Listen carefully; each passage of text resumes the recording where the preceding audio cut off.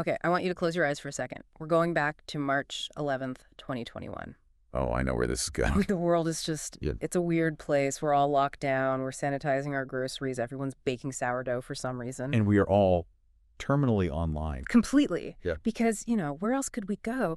And then in the hallowed halls of Christie's, virtually, of course, something just impossible happens. Right, Christie's. This is the place that sells, like, Da Vinci's and Napoleonic heirlooms. Yeah. It's the absolute bastion of high culture, of physical permanence. Exactly. This is where history is sold, and the gavel comes down on Lot 101. It's a collage, 5,000 little images, and the price, $69.3 million. It's a number that still just sounds fake when you say it out loud. It does. It instantly becomes the third highest price ever paid for a work by a living artist. You have Jeff Koons, you have David Hockney, and then you have this guy. But here's the kicker, and this is the part that I think just broke everyone's brain. There was no painting, there was no canvas, there was no, giant shipping crate involved. The buyer got a JPEG. And a digital token, to be fair.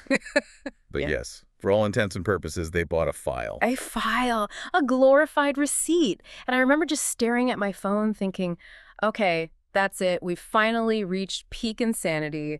The simulation is broken. Someone just paid the GDP of a small island nation for a picture I can see on Google Images. You were not the only one.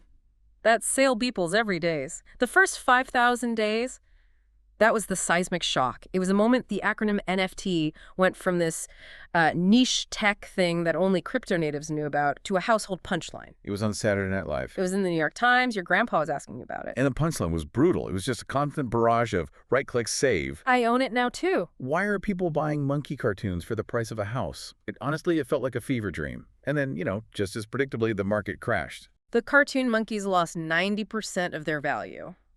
The tourists left. And the headlines all screamed, NFTs are dead. Which brings us to why we're actually here today.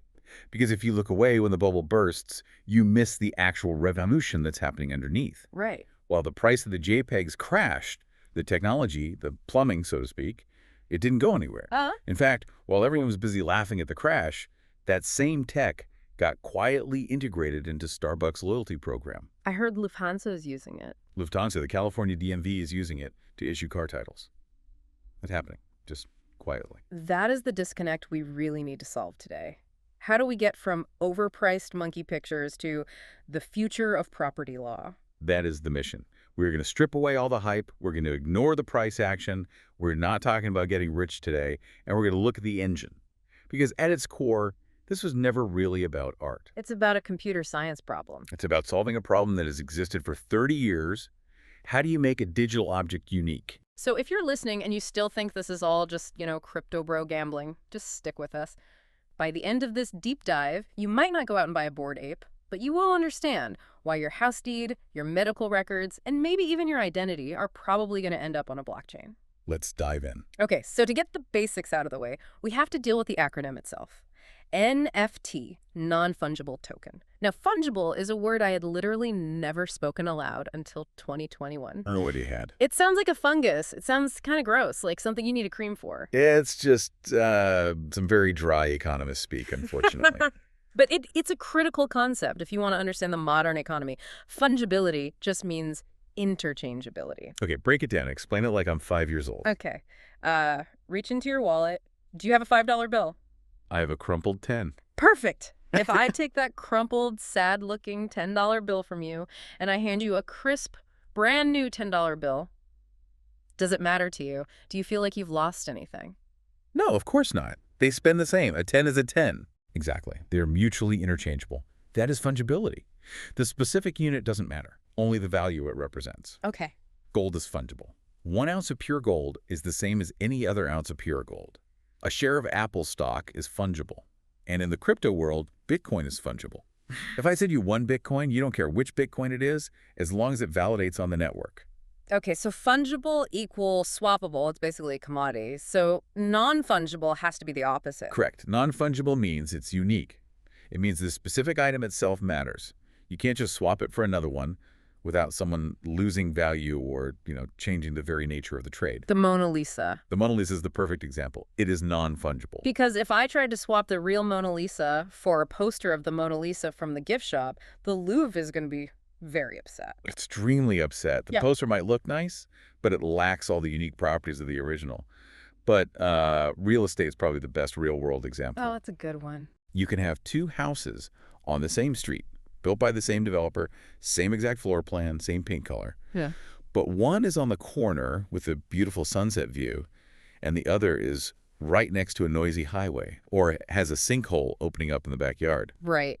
They are definitely not fungible. You cannot swap those deeds one for one. Not at all. Okay, that makes perfect sense. So for the entire history of the internet, pretty much up until, 2017, everything digital was treated as fungible, right? Or maybe free is a better word. Worse than fungible. It was treated as infinite. The internet is, at its core, a giant copy machine. That is its superpower. Right. Think about it. If I have a physical letter and I give it to you, I don't have that letter anymore. There's a transfer of a unique object. But if I send you a PDF or an email, I don't give it to you. I send you a copy. you send a copy. Now we both have it, and so does anyone else you send it to. Which is amazing for spreading information. It's why Wikipedia works. It's why memes spread across the globe in an afternoon. But it is absolutely catastrophic for value. Economics 101. Value requires scarcity. If the supply of something is infinite, its value trends towards zero. We don't pay to breathe air because it's everywhere. So for 20 years, industries tried to force scarcity onto the internet. They did. We had DRM digital rights management. We had paywalls. We had endless lawsuits. Remember Napster? I definitely remember downloading songs on LimeWire and giving my family's computer a virus, yes. We all do. Yeah. The music industry fought the internet because the internet destroyed the scarcity of the CD. But the technology itself it wanted to be free. You couldn't stop the copying. So then the blockchain comes along. Bitcoin appears in 2009. And Bitcoin solves that money problem, the double spend problem. It made digital money scarce for the first time. Right, that was the first huge breakthrough. Bitcoin proved you could have a digital item that couldn't be copied.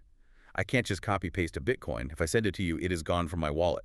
But all Bitcoins are the same. They're fungible. Exactly. We still lacked a way to mark a specific digital item as unique. We needed a way to, put a serial number on a file. Like putting a stamp on a document or a VIN on a car. Precisely. And that is what an NFT is. It's a unique entry on a public ledger that says, this specific token, token number 459, is different from token number 460. It introduced digital uniqueness to the internet. Okay, I get the concept. It's a digital certificate of authenticity. But let's, look under the hood, because this is where the right-click save crowd gets all their ammunition. And honestly, for a while, they had a pretty good point. They did. When I buy an NFT of a piece of art, where is the art? This is the million-dollar question. Or I guess the $69 million question. Most people, when they first hear about this, they assume the JPEG is inside the blockchain. Like, if you could crack open the Ethereum network and look at the code, you'd find the actual image file just sitting there in the database. And is almost never. Okay, why not? I mean, we have cloud storage. We have terabytes on our phones. Why can't the mighty Ethereum blockchain hold a 5-megabyte image? Because blockchains are incredibly inefficient databases by design. That's the price you pay for decentralization and security. Every single node, every computer running the network has to store the entire history of all the data. So it's super redundant. Massively. If you tried to store one high-res image directly on Ethereum, the gas fee, which is the transaction cost to process that data, would be astronomical. We're talking thousands, maybe tens of thousands of dollars just to upload one picture. It's just not economically feasible. So if the art isn't in the box, what am I buying? Am I just paying for an empty box? You're buying a pointer. You're buying a receipt that contains a very specific line of code. Usually it's a field called Token URI Uniform Resource Identifier. So a link. It's basically a hyperlink. The smart contract says token number 1 belongs to user X, and the image for token number 1 is located at this web address. Okay, hold on. Pause. My brain is breaking a little bit here. I pay $50,000 for a token. That token points to a website. And on that website is the picture. Correct. That feels incredibly precarious. What happens if that website goes down? What if the startup that sold it to me forgets to pay their GoDaddy bill? What if they just decide to delete the file? You have just identified what we call the storage risk. And it's very real. In the early days, and even now with, cheap or scammy projects, that link often points to a centralized server, like an Amazon S3 bucket. And if that server dies, Your NFT points to a 404 not found error. you add a receipt for a ghost. Exactly. You own the pointer, but what it points to has vanished. And that is, frankly, terrifying. So how do we fix that? Because that sounds like a complete deal breaker for the whole concept. Well, good projects don't use centralized servers for this very reason. They use decentralized storage. The most common one is called IPFS, the Interplanetary File System. That's a great name. Sounds like something out of Star Trek. It does. But IPFS is essentially a peer-to-peer network. So instead of your file living on one single Google server, it gets chopped up into pieces and spread across a global network of computers. But the real magic is something called content addressing. Okay, explain that. So a normal web link, like google.com, image.png, it works by location. It tells your computer where to look for the file. Right. IPFS links work by content. The link itself is actually a cryptographic hash pane. Think of it as a unique mathematical fingerprint of the image itself. So the link is literally derived from the pixels of the image. Exactly. If a single pixel in that image changes, the hash changes completely and the link breaks. So an IPFS link guarantees two things. One, that the content hasn't been tampered with. And two, as long as at least one computer somewhere in the IPFS network is hosting that file, it stays online. Okay, so that's much better. It's a lot more robust. But is there like a God mode? Is there a way to put the art actually on the chain so we don't even need to rely on IPFS? There is. We call it on-chain art. But to do it, you have to be very clever. You can't store a photo. But what you can store is code. Oh. If you look at projects like CryptoPunks or Autoglyphs, the art is pixelated or geometric for a reason. They didn't upload an image file to the blockchain. They uploaded the script that generates the image. So the instructions are on the blockchain. It's like a paint-by-numbers kit. It's exactly like that. The code says draw a black pixel at coordinate level 1, draw a blue pixel at well 2, and so on. As long as the Ethereum blockchain exists, that code can be run and the image can be perfectly reconstructed. You could destroy every website in the world, wipe every server clean, and you could still rebuild a CryptoPunk just from the ledger data. Now that is the gold standard of digital permanence. It is. Okay, that makes me feel slightly better about the underlying tech. It's not just a hyperlink to some old GeoCities page. But let's circle back to the right-click save argument. I'm playing devil's advocate here because I know the listener is definitely thinking it. Yep. I can go to that IPFS link. I can download the high-res image. I can put it on my fancy Samsung frame TV in my living room. I now have the exact same visual experience as the guy who paid $1 million. So why is he a genius and I'm a thief? Or maybe not a thief, but why is he the owner and I'm just a viewer? This is the hurdle everyone has to clear to really get it. Let's leave the digital world for just a second. Have you ever been to the Louvre in Paris? Once, yeah. It was incredibly crowded. I mostly saw the back of a lot of people's heads. Did you see the Mona Lisa? I saw a tiny postage stamp size painting behind what looked like bulletproof glass, yes. And did you take a picture of it? I tried to, over the heads of about 100 other tourists. It's a terrible photo. Okay, but imagine you had a professional camera. Yeah. You somehow got private access to the room. You take a perfect 100 megapixel photo. You go home. You print it on high-quality canvas. You even get an ornate 16th century style frame. You hang it in your living room. Okay, it looks great. It really ties the room together. It looks exactly the same as the one at the Louvre. To the naked eye, it is atom for atom identical in terms of the light hitting your retina. But can you sell your version to a museum for $800 million? No, obviously not. Why not? Because everyone knows mine is a copy. It doesn't have the history. It didn't come from Da Vinci's studio. It didn't hang in Napoleon's bedroom. It has no story. Exactly. Provenance, that's the word. The value in the art market, and really in any collectibles market, isn't about utility. It's not about, does this look nice? It is 100% about, is this the real one? We crave authenticity. We crave a direct link to the origin. So the blockchain is just the digital version of the art appraiser with the little magnifying glass. It is the ultimate appraiser. It is an automated, incorruptible, public ledger of provenance. Anyone on Earth can look and see that this specific wallet, which is publicly known to belong to the artist, minted this token, which was then sold to this collector. Your right-click save version has no history. It has no connection to the creator. It's a counterfeit. A perfect counterfeit, maybe. A perfect counterfeit, visually, but socially and financially, it's worthless. So what we're really buying is the connection to the creator. not the pixels themselves. You're buying the one entry in the global database that the entire world has agreed to treat as the real one. It's a social consensus. It's the same reason we all agree that a green piece of paper with Benjamin Franklin on it is worth $100. That's just paper and ink. But the consensus gives it value. NFTs are simply the consensus layer for digital objects. Which brings us directly to the psychology. Because you don't pay that kind of money just to feel connected to a creator. There's something else going on. We have to talk about status. We have to talk about flexing. We have to talk about signaling theory. Okay, lay it on me. Humans are social animals. We have this deep evolutionary need to signal our position in the social hierarchy. It helps us find mates. It helps us find allies. It helps us build communities. In the Stone Age, maybe that signal was the biggest pile of mammoth meat or the sharpest spear. And today, it's a Rolex. It's a Rolex. It's a Ferrari. It's a Birkin bag.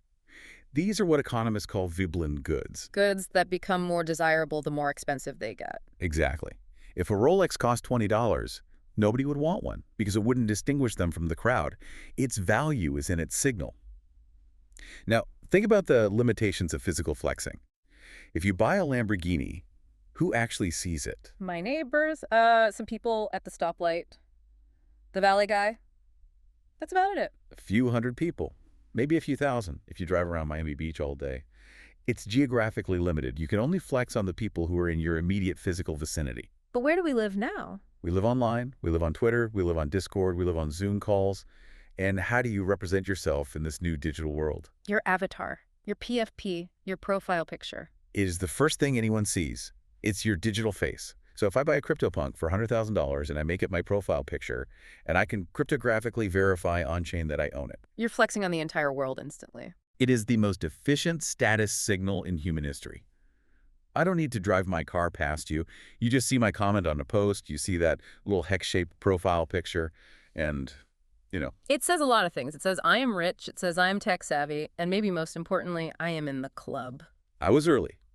That's the really big one in crypto culture. It signals foresight. It signals that you understood something important before the masses did.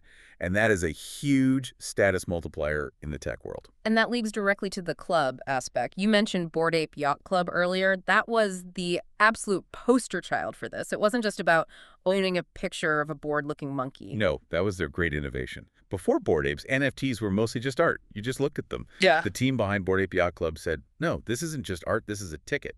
If you hold this token, you get into the private Discord server. And what was happening in that Discord? High-level networking. You had NBA stars like Steph Curry. You had venture capitalists. You had musicians like Post Malone and Snoop Dogg.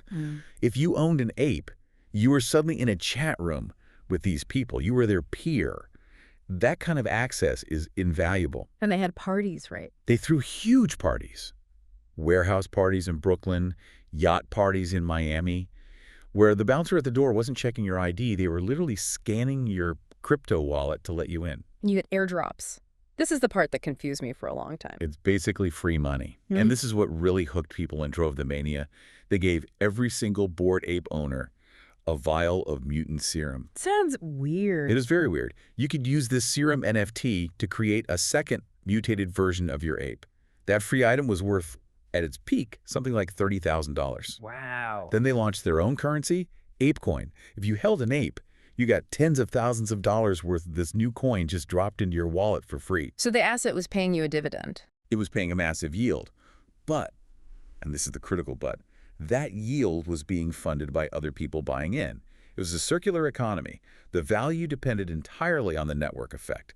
As long as celebrities like Justin Bieber and Jimmy Fallon were buying in and talking about it, the social capital was off the charts. And when the market turned, the social capital evaporated, the tours sold, the prices collapsed. It's a classic bubble dynamic. But the mechanism of using a token as a verifiable membership card, that stuck. That is now a standard tool for building online communities. That's the perfect segue into utility. Because we've covered the art phase, the collectibles phase, let's talk about what this technology actually does besides letting rich people high-five each other on a yacht. Right. This is the boring phase, which is usually where the real lasting value is built. This is what I call the second wave. And let's start with gaming. My nephew spends all of his allowance on Fortnite skins. He buys the little dances, the costumes, the pickaxes. He absolutely loves it. And he owns none of it. Shh, don't tell him that. It'll break his heart. I mean, it's true. If you read the terms of service of Fortnite or Call of Duty or any modern video game, you are simply licensing those pixels from the company. You're renting them. You're renting them. You cannot sell them. You cannot trade them. You can't move them to another game. And if Epic Games decides to ban your account because they think you cheated, or if they just shut down the servers in 10 years, all that money is gone. Poof. He's a digital serf. We all are in that model. We work the land, we play the game, we create the content, but the platform, the Lord of the Manor, owns all the value. Web3 gaming, or GameFi, completely flips this model on its head. The idea is that the sword, the skin, the character is an NFT that lives in your wallet. So it lives outside the game itself. It lives on the blockchain, which is neutral territory. If you grind for 100 hours to get to the legendary Sword of 1,000 Truths, you have truly earned it. You can take that sword, go to a secondary marketplace like OpenSea, and sell it to another player for $50 or $500. You can monetize your time and skill. That changes the entire dynamic. It turns gaming into a real economy. It does. It creates these play-to-earn models, but beyond just the money, it creates persistence. And this is the holy grail. Interoperability. Right. This is technically very hard, so don't expect it to happen tomorrow across major studios. But in theory, you buy a special sniper rifle skin in Call of Duty. That skin is an NFT. You get tired of Call of Duty and you start playing Halo. And the Halo developers obviously want me to come play their game. Exactly. So they could set up a system that says, hey, we see you have the veteran sniper NFT from Call of Duty in your wallet. If you connect to Halo, we will unlock a special exclusive Master Chief armor for you. So it creates a persistence of your identity and your achievements across different digital worlds. Exactly. It breaks down the walled gardens that the big tech companies have built. Your inventory travels with you, just like your backpack travels with you in the real world. That's a wild thought. Okay, what about access? You mentioned Ticketmaster earlier. Everybody hates Ticketmaster. Can NFTs fix that mess? Ticketmaster is actually already experimenting with this. The big problem with tickets today is scalping and fakes. If I buy a paper ticket or a PDF from some guy on Craigslist, how do I know he hasn't sold that exact same PDF to 50 other people? You don't. Not until you get to the gate and the scanner boops red and you're turned away. Precisely. If a ticket is an NFT, the venue can verify the blockchain entry instantly. They can see the entire chain of custody. But the really cool part is the smart ticket. What do you mean by that? Well, imagine a concert ticket that, after the show is over, automatically changes into a memento NFT. It becomes a collectible digital stub. Or maybe it gives you a discount on the band's next album. Or, if you hold verified tickets to 5 of their shows in a row, the smart contract automatically airdrops you a backstage pass for the 6th one. So it turns a static piece of paper into a programmable, ongoing relationship with the fan. Exactly. It allows the artist to interact with their fan base directly, without a middleman like Ticketmaster taking a huge cut and controlling the data. I love that. It rewards the superfans. Now, the big one for me, coming from a creative background, is royalties. This feels like the holy grail for artists. It is, without a doubt, the single most revolutionary feature for creators. The whole starving artist trope exists for a reason. Think about Van Gogh. He sold, one painting in his entire life, reportedly. He died completely broke. And now his paintings sell for $100 million. And his estate, his descendants, they get zero of that upside. Or think of a modern musician. They sell a vinyl record for $20. 10 years later, it's a rare collector's item that sells for $500 on eBay. The musician gets zero. The secondary market creates zero value for the original creator. So that has always been the fundamental tragedy of the creative arts. Until now. With NFTs, you can program a royalty directly into the smart contract. You can write a line of code that says, anytime this token is sold on any marketplace, 5% of the sale price automatically goes back to the original creator's wallet. Automatically. No lawyers, no collections agencies, no chasing people down. Code is law. If the painting sells for $1 million, the artist wakes up to find $50,000 worth of ETH in their wallet. It completely changes the career trajectory of an artist. You don't need to sell 1,000 cheap pieces to random people. You can sell 100 pieces to a loyal fan base. And if they trade them amongst themselves as your career grows, you can live off the secondary volume. It aligns the incentives. If the collectors get rich, the artist gets rich too. Perfectly aligned. I have to ask, is this actually working in practice? Because I heard there was some drama about this recently. There is a massive war going on about this right now. You see, the royalty isn't always enforced at the token level because of some technical limitations in the early standards. It was often enforced by the marketplace like OpenSea. Okay, so the store is the one that enforces the tax. Right. But then a new marketplace came along called Blur, and they wanted to steal market share from OpenSea. So they came to the pro traders and said, hey, traders, come trade with us. We won't charge the royalty fee. It's cheaper here. Screw the artists. Wow. They just undercut the artists completely to attract the high-frequency day traders. Exactly. It became a race to the bottom. It forced OpenSea to drop their mandatory enforcement too, just to stay competitive. So right now, creator royalties are in a very tough spot. It's a classic conflict between market incentives and moral incentives. That is really depressing. It is. But the industry is fighting back. Developers are creating new token standards, like something called ERC 721C, that allow the token itself to block transfers if the royalty isn't paid. It's a technological arms race between the creators and the traders. It sounds like growing pains, but the idea is out of the bottle now. The idea is permanent. And I believe that in the long run, creators will demand equity in their secondary markets, and the tech will eventually catch up to ensure it happens. Okay, we've covered the what and the why. Let's talk about the how. If a listener is feeling brave and they actually want to buy their first NFT, what does that process look like? You can't just swipe a credit card usually. Not usually, although that is starting to change. Right now, it's still a bit of a process. It's like learning to drive a stick shift. First, you need what's called a self-custodial wallet. So something like MetaMask or Phantom or the Coinbase wallet. Right. Think of this as a digital wallet that lives as an extension in your browser. It has a public address that's like your bank account number that people can send money to.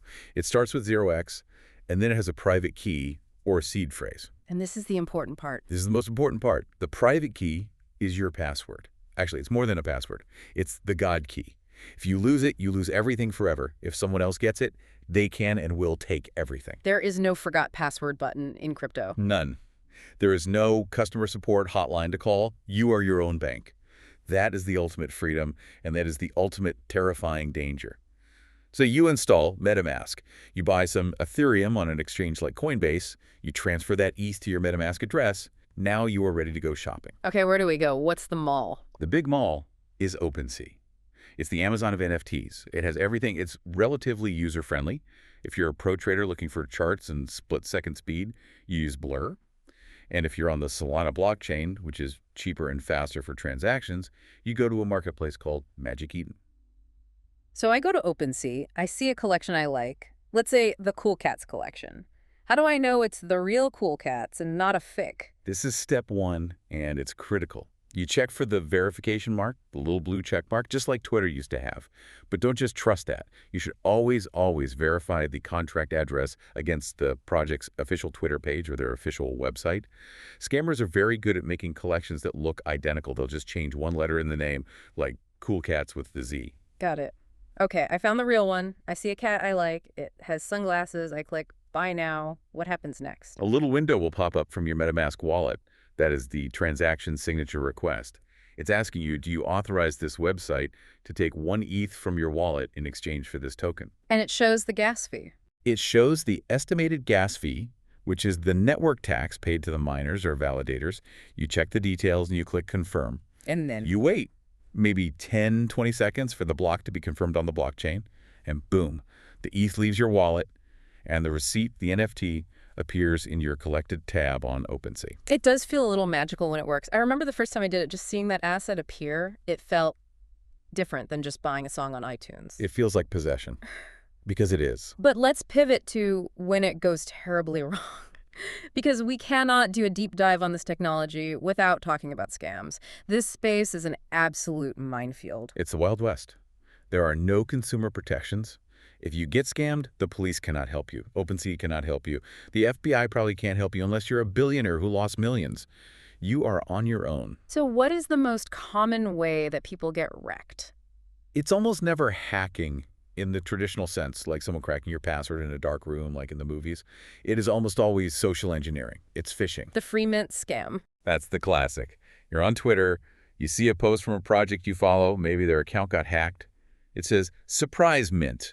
We are releasing 500 extra NFTs for free. First come, first served. Click here to mint." And your FOMO just takes over. Your heart starts pounding. Your greed takes over. You click the link. The website looks perfect. It has the same fonts, the same art, the same branding. You click Connect Wallet. The MetaMask window pops up. You don't really read the details because you're rushing to be first. You just click Confirm. And what did you just confirm? You didn't just confirm a mint transaction. You confirmed a specific, very dangerous function called Set Approval for All. That sounds ominous. It is. You have just given that malicious smart contract permission to move all of your assets in that collection. Or sometimes all your assets, period. Oh my God. In seconds, a bot drains your wallet. Your Bored Apes, your crypto, your stablecoins, everything. All gone. You didn't get hacked. You signed your own death warrant. That is an absolute nightmare. Another huge one is the Discord hack. You're in the official Discord server for a project. The moderator, the person you trust who's been helping you for months, posts that same kind of link. Emergency announcement, click here. But it's not the mod. Their account got hijacked. Exactly. They phished the mod, took over their account, and then used that trusted position to post the malicious link.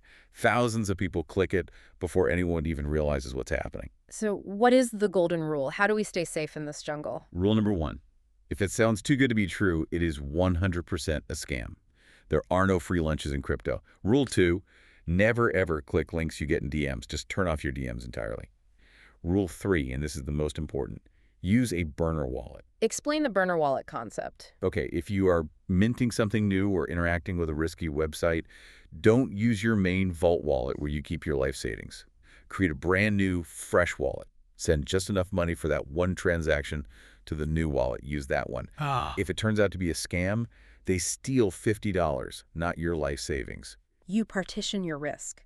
That's incredibly smart. It's essential. You have to treat your main wallet like a bank vault. You don't bring your bank vault to the flea market. You bring a wallet with 20 bucks in it. Right. Click Save the Memories, but verify the links. Exactly. Moving on. We've been talking mostly about Ethereum because that's the home of NFTs. But recently, the big granddaddy of crypto, the original, has entered the chat. Bitcoin. Oh, the ordinals drama. Yeah. It's spicy. For years, the Bitcoiners were the serious ones. They'd say, Bitcoin is sound money. It's digital gold. It is for sovereign wealth funds and nations. Don't clutter our pristine blockchain with your stupid monkey JPEGs. Right. And for a long time, they couldn't. Bitcoin doesn't have smart contracts in the same way Ethereum does. It was built to be a calculator, not a world computer.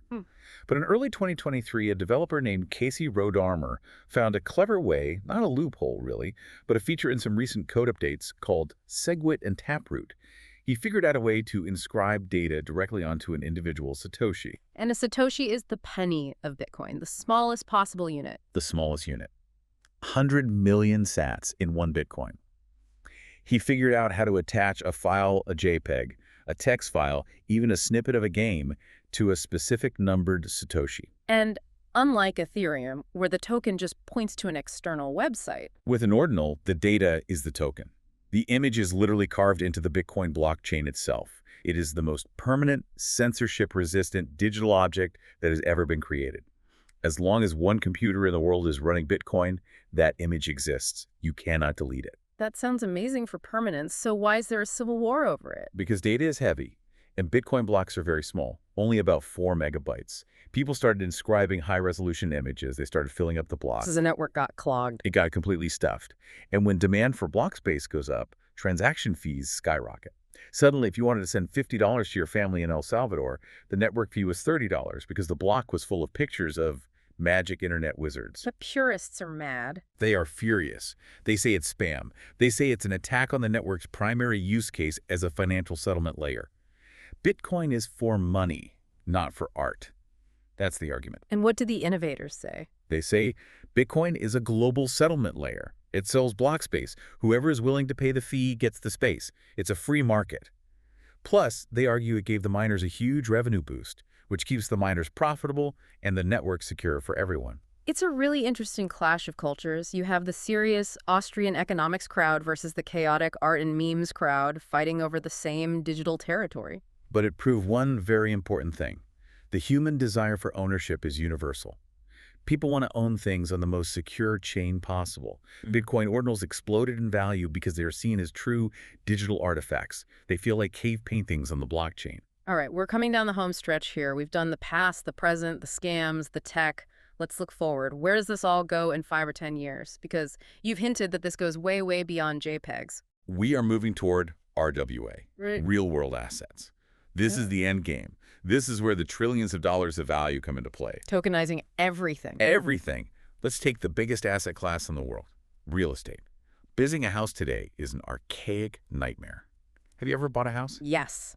Took 45 days. My hand cramped from signing stacks of paper.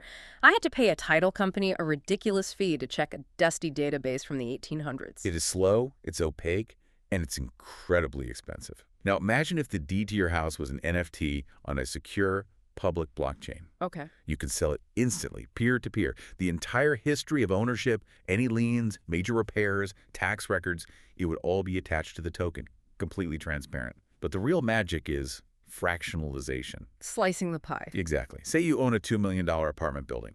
You need some cash. You don't want to sell the whole building. You could mint the deed into 100 tokens. You sell 20 of those tokens to investors around the world. You unlock liquidity, and the investors get a share of the rental income and any appreciation. It democratizes access.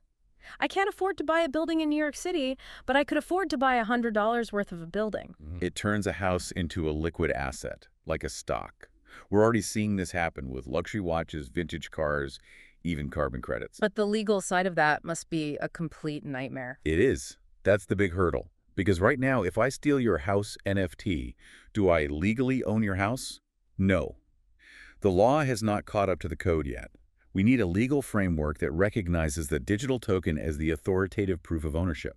We're not there yet, but we are getting closer every day. What about identity? You mentioned soulbound tokens earlier. That sounds very mystical. It's a concept proposed by Vitalik Buterin, the creator of Ethereum, and the name actually comes from the video game World of Warcraft. Of course it does.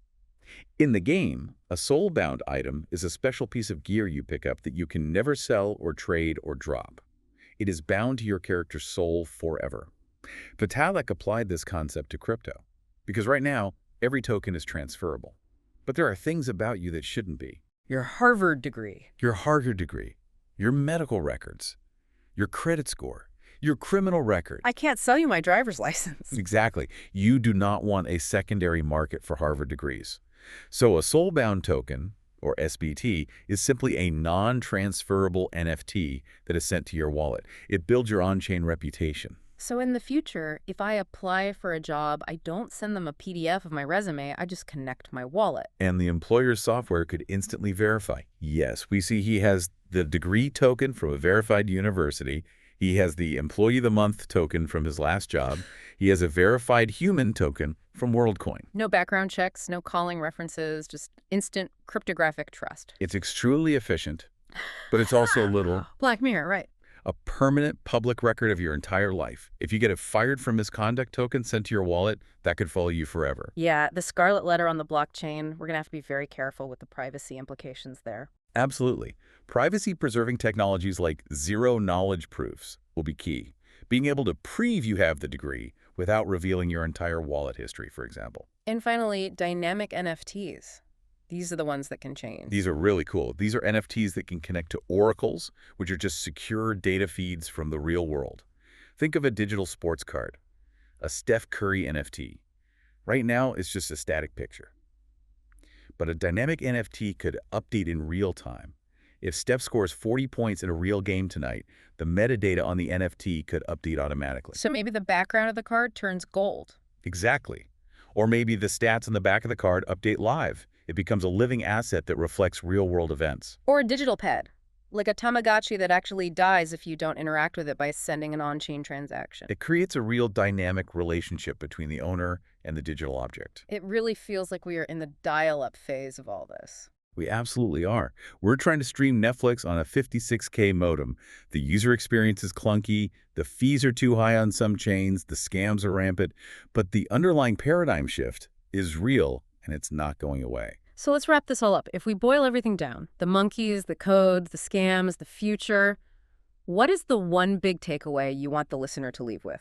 The takeaway is the fundamental shift from being a renter to being an owner. From being a digital serf to becoming a digital landlord. Precisely. Web 2.0, the world of Facebook, Instagram, Google, was about reading and writing. But we rented the platforms, We built their value with our content, and they kept all the profit and all the control. What? Web 3.0 is about reading, writing, and owning. It's about being able to take your digital life with you. It's about property rights for the internet. And property rights are the foundation of all prosperity. When people can truly own things, they invest in them, they build upon them, they trade them. It unlocks economic value that was previously trapped inside these walled gardens. Okay, I'm inspired, but I'm still not going to spend $1 million on a picture of a rock. Good. Please do not do that. But for the listener who wants to understand this, not just intellectually, but, viscerally, do we have a little homework assignment? We do. And the rules are very strict. Low stakes only. How low are we talking? $10, maybe $20 max. Do not do this on Ethereum mainnet. The gas fees are too high for a test run. Go to a layer 2 network like Base or Arbitrum or a different chain entirely like Solana where transactions cost pennies. Okay. Create a brand new wallet. Write down your seed phrase on a piece of paper, not in a file on your phone. Put $10 or $20 in it. Go to a marketplace. Find something ridiculously cheap, a piece of art, a silly collectible, whatever. Buy it. And then? Then just look at it in your wallet. Understand that no bank can seize it. No company can delete it from your possession. Then try to sell it. List it for sale on the marketplace, even if nobody buys it. Just go through the motions of signing the listing transaction. It's about building the muscle memory. Exactly. Until you actually click sign and see the asset move from one place to another under your control, it's all just theory. Once you truly own your first unique digital object, the light bulb usually turns on. Right-click save is easy. Connect wallet and sign is a skill. And it is a necessary skill for the next decade of the internet. Well, speaking of skills, owning assets is great, but keeping them safe is even harder. We touched on scams today, but we barely scratched the surface. Next time we are going full true crime. The next deep dive is going to be 100% focused on security. We're talking about how hackers bypass two-factor authentication, how to spot a rug pull before it happens, and how to bulletproof your digital life so you don't become a statistic. If you own any crypto at all, even $1's worth, it is mandatory listening. But for today, that is the deep dive on NFTs. Thanks for listening. Right-click, save the memories, but verify the ownership. We'll see you in the next one.